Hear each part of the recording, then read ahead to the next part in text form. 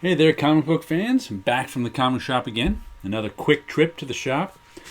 My long, luxurious ones are still not back. 5 comics today. 4 from the pull list. 1 I picked up off the shelf. Also got a couple of freebies. Here is Batman 3 Jokers little poster. I am not a Joker fan. I'm not going to read this. But I like the freebies. There's some, I guess there's a checklist in here of Batman 3 Jokers. Let's see who's doing this. Jeff Johns, Jason Fabok, and Brad Anderson. And then there was a free comic book day. X-Men. I don't know. Who's this? Hickman, Larraz, and Gracia. I don't know if this is this. I don't know if this is new or if this is from that House of X, Powers of X miniseries. No clue. I tried reading House of X, Powers of X this winter. I got it out of the library and couldn't make it through it. I don't know if I'm going to be able to make it through this, but I figured I'd pick it up and take a look. And then we've got the comic shop news. Nice Ron Lim Hulk drawing. Make Mine Wednesday. Okay, a little Spider-Man there. Might that have something to do with that now on sale on Wednesday covers I saw today? Well, there's the Maestro, the new Maestro series that's coming out. I think we saw that in the previous comic shop news. Web of Venom.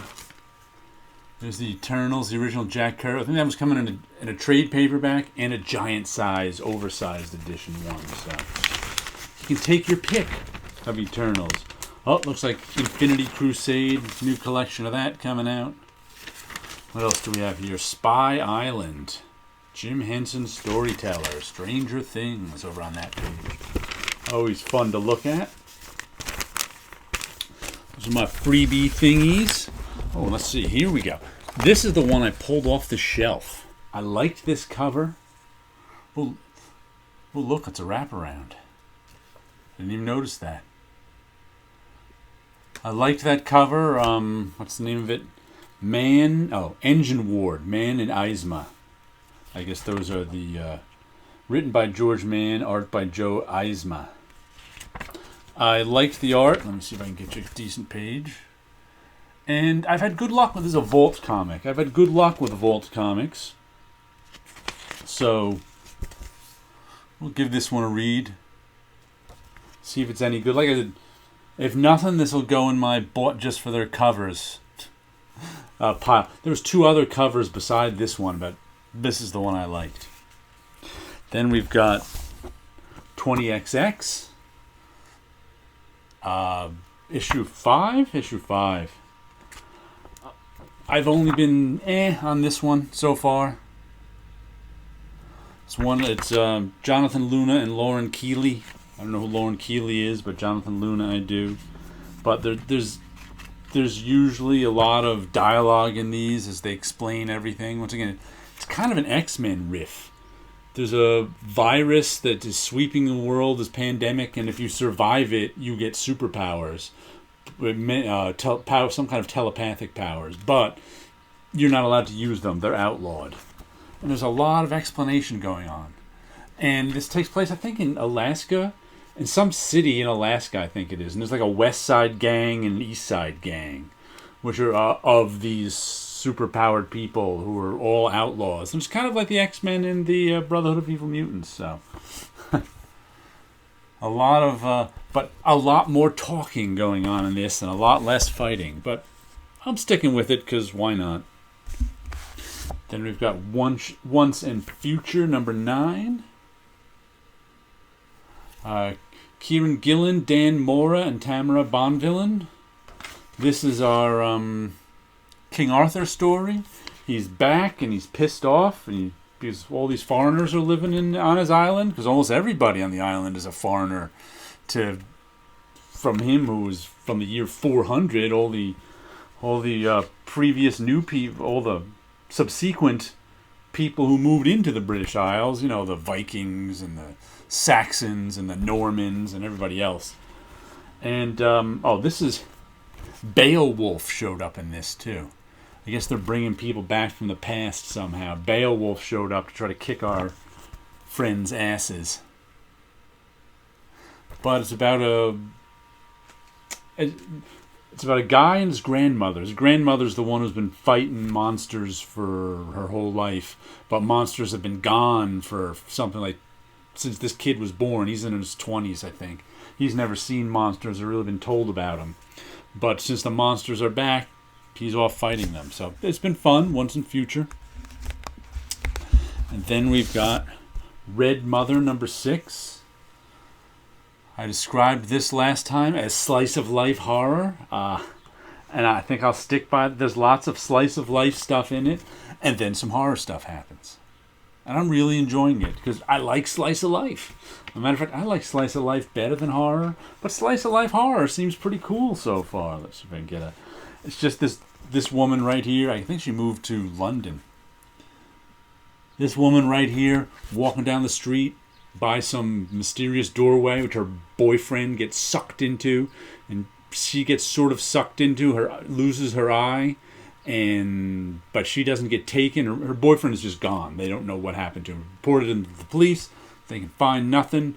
No leads, no nothing. And she had to get a glass eye put in, which now sees this weird stuff.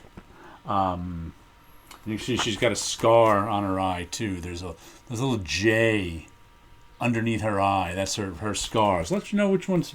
So she's just been haunted by this horror stuff that's been going on. Whoever the Red Mother is, and there's this giant, monstrous-looking dude too. I think he had a smile on his face. But I've really been enjoying Red Mother. I have to say, it's good stuff. And the big one of the week, Savage Dragon number 250. How crazy is that? Big, thick. Well, I think that was the original graphic fantasy appearance of Savage Dragon, which he recolored. Yeah, this is the very first one he did, which he recolored for this issue. And it's his first comic, so it's kind of amateur stuff. But it was the first Savage Dragon in this graphic fantasy magazine. There he is. Not bad for his very first issue, but I think this has got lots of different stories in it. It's a $10 book. It's 100 pages. 100 pages says so up there, and it's just amazing that one guy can get out. Oh, there's different pencilers in here. Here's Frank Fosco on this one. So there must be a lead story and then a bunch of stories with different pencilers in them. Script, plot, Eric Larson. Script and art, Andy Kuhn. On that one. So I'm sure there's lots of different things. Oh, where's another one? Who's this? When Titans Clash. Rich Woodall on art. On this story over here. So it should be fun. 250 issues. It's a lot of issues for one guy to write in pencil. And draw and ink. He did everything on them. So pretty cool. I look forward to reading that one. And let me show you a few other things I've read. First we'll show you our Top of the Printer comic. This is one of the Marvel 10th anniversary ones. It's in the box. And like I said, this is one I pulled out of my bought just for their cover. I like to pick up these 10th anniversary ones whenever I see them. I got a bunch of them over there in my bought only for their covers section. Some are right in with the other comics too. It doesn't matter. But yeah, I must have picked this one up sometime just because I liked that cover in a box. And now it's sitting on top of my printer all week where I can look at it. One cover a week sits there. And what have I been reading? I'm up to Invincible Ultimate Collection number 7. There's the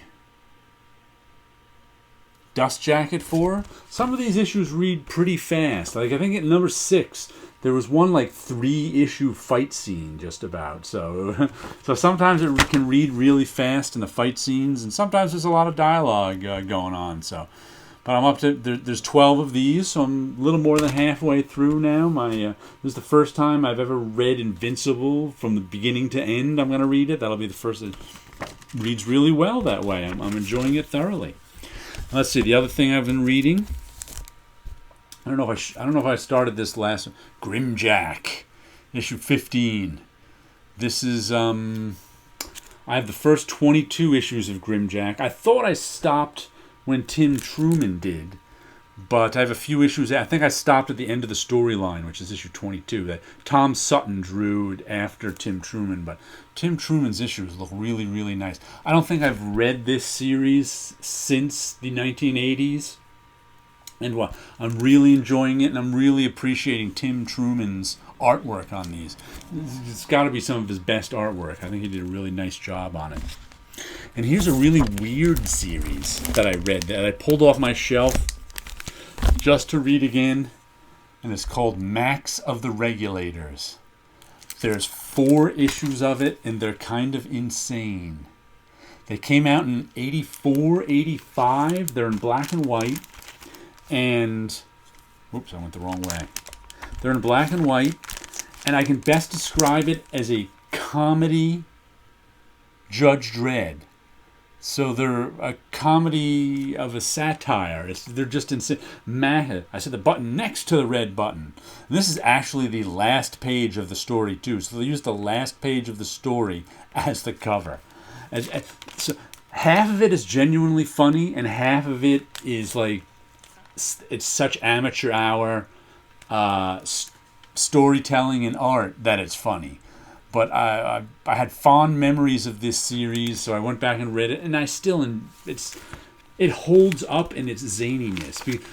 Max of the Regulator takes place in a universe where there's only one law. No one's allowed to have guns but regulators. And the only thing the regulators do is enforce that law. And Max is the craziest of the regulators. So if you ever want to read something old and insane, track down Max of the Regulators. I think you can find it on mycomicshop.com. All right, I think that's everything.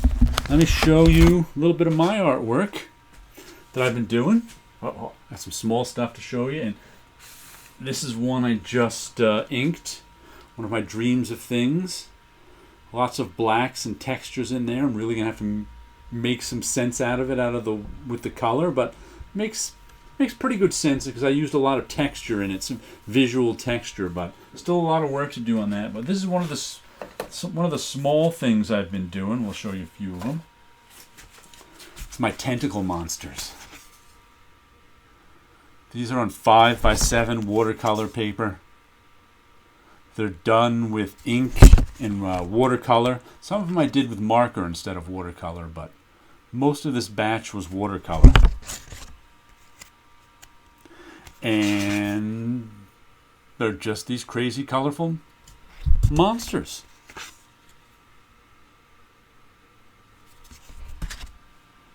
Let's go. Oh, we got to show you this blue one here. I like this blue one. There you go. Some comics, some monsters, some Max of the Regulators. You guys all have a good week out there.